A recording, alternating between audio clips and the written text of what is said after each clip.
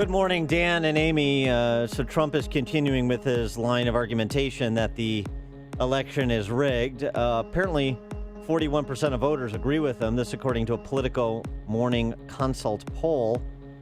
73% of Republicans think the election could be swiped from him. Just 17% of Democrats agree, but that translates to 41% overall. 73% of Republicans. That's a big number. And there's two lines of argumentation with respect to the contention the election is rigged. One is at the ballot box, at the precinct level. The other, and this was the argument that Newt Gingrich made over the weekend, we discussed yesterday in part, that it's the media. And oh, by the way, the WikiLeaks Podesta emails are giving us a lot more evidence on the media piece of it. This is a fun one. Glenn Thrush, political reporter for Politico, email to the Hillary campaign, basically calling himself a hack and saying he'll give them approval for his articles, give them veto power over his articles. He's supposed to be a political journalist. He writes, this is Glenn Thrush talking about himself. Because I've become a hack, I will send you the whole section that pertains to you. Please don't share or tell anyone I did this. Tell me if I effed anything up. That's Glenn Thrush writing to John Podesta, Hillary's campaign chairman, and he's supposed to be a political reporter. So that's the media piece of it. Then there's the at the ballot box piece of it. Because last night while Donald Trump was in Green Bay, he urged his supporters to patrol election polls to make sure there was nothing nefarious going on. And he gave some details about this, American elections being rigged. They even want to try to rig the election at the polling booths. And believe me, there's a lot going on. Do you ever hear these people? They say there's nothing going on. People that have died 10 years ago are still voting. Illegal immigrants are voting. I mean, where are the street smarts of some of these politicians? They don't have any, is right. Yeah, and it is a serious issue. And as it pertains to people that are not eligible to vote, there have been studies on the past several cycles, the percentage of persons that are here illegally who voted. And it's a small percentage, but a small percentage makes a big difference in close contests. You're talking about, even if it's a couple of percentage points, you're disenfranchising thousands, tens of thousands, maybe hundreds of thousands of Americans. And that's a serious matter. And it's something even that never Trumpers like George Will picked up on. George Will talking about that very same issue on Fox yesterday. I think when most Americans hear that an election's rigged, they think of government action to rig the election. And there, Mr. Trump has a point if he would just make it more clearly. It is hard to think of an innocent reason why Democrats spend so much time, energy, and money, scarce resources all, resisting attempts to purge the voter rolls, that is, to remove people who are dead or otherwise have left the jurisdiction. It's hard to think of an innocent reason why they fight so tremendously against voter ID laws. They say, well, that burdens the exercise of a fundamental right.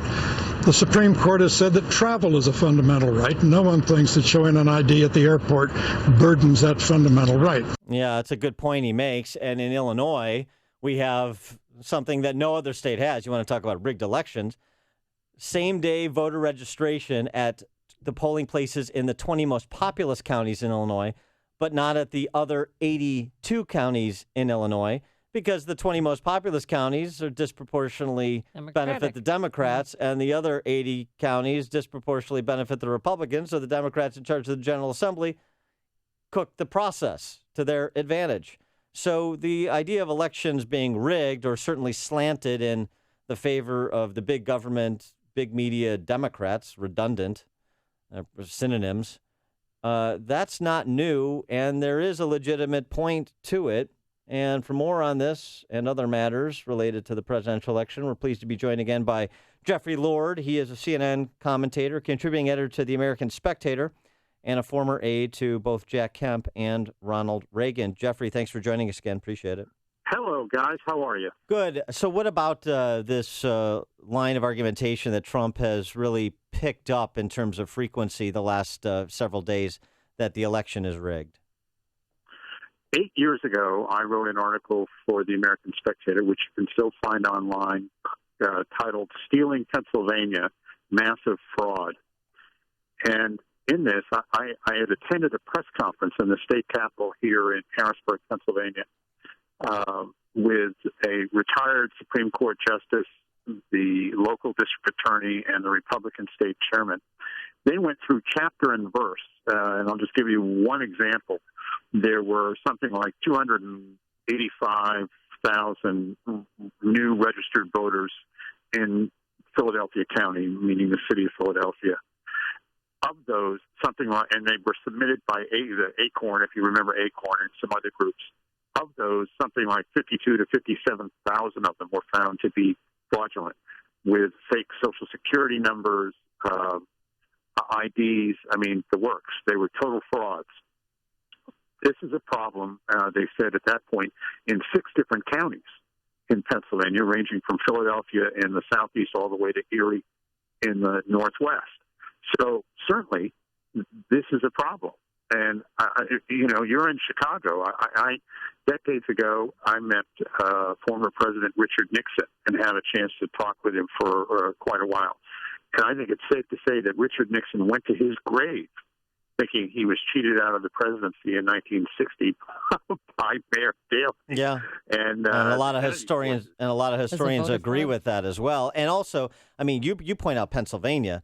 That turns out to be mission critical in this election because Trump's kind of best chance to get to 270 necessarily includes winning Pennsylvania. Yeah, I mean, he is here a lot, and so, frankly, is Hillary Clinton. President Obama the other week was in Philadelphia, and, Philadelphia is not going to vote for Donald Trump. But the question always in statewide races is the size of the margin and the turnout in Philadelphia versus the rest of the state. Right.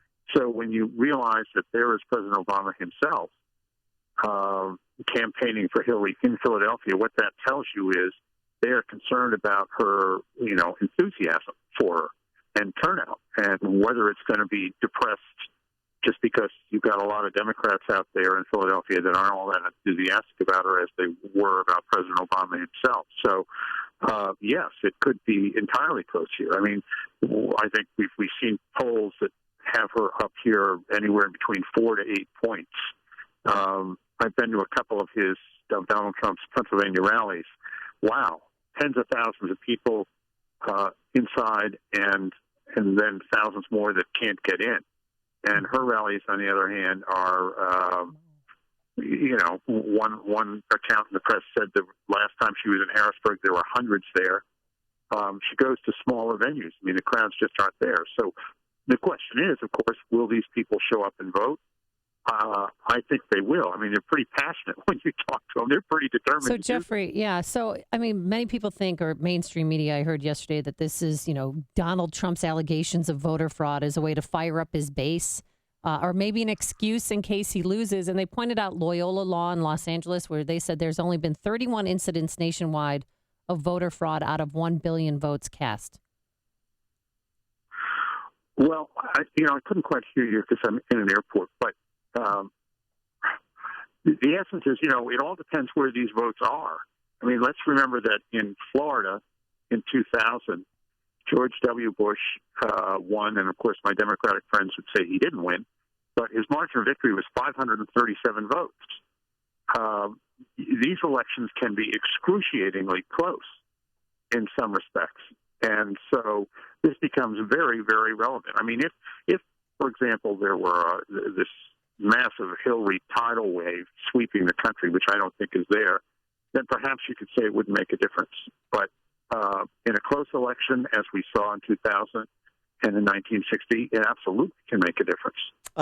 Will the video that was released by James O'Keefe last night, or yesterday, actually mid-morning, will that make a difference? The video, of course, showing professional left political operatives, Bob Creamer and Scott Foval. Right, exactly. Bragging about how their job, they're paid and they're coordinated with the DNC and the Hillary campaign to incite violence at Trump rallies.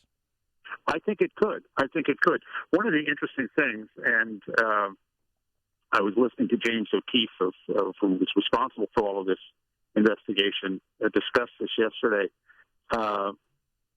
We talk about the media generally, by which we mean, CNN and NBC, CBS, et cetera, et cetera. His point is that social media is overtaking the mainstream media. And I think in the world of social media, where this is going to be circulating like wildfire, it will go viral, as they say. I think this could really make an impact here because, I remember earlier this year arguing on CNN when they were talking about violence at Trump rallies. I said, without knowing what we now know here from James O'Keefe, that the American left has a habit of instigating violence, and they do it for a reason, and they've been doing it, throughout the last 100 years or so. I mean, this is their thing. So I'm not in the least surprised to see how organized they are about it. And this really does remind me of Watergate. And for those of us old enough to remember it, Richard Nixon had a group that they called the Plumbers. Yeah, absolutely. And they broke into Daniel Ellsberg's psychiatrist's office, which was completely illegal.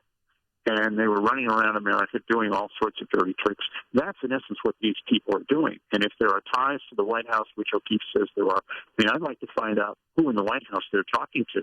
This could be a very big deal. The Plumbers are child's play compared to what we've got going on now. That is exactly right. He's Jeffrey Lord, CNN commentator, contributing editor to the American Spectator. Check out that article he referenced, Stealing Pennsylvania, former aide to Kemp and Reagan. Jeffrey, thanks so much for joining us. Appreciate it.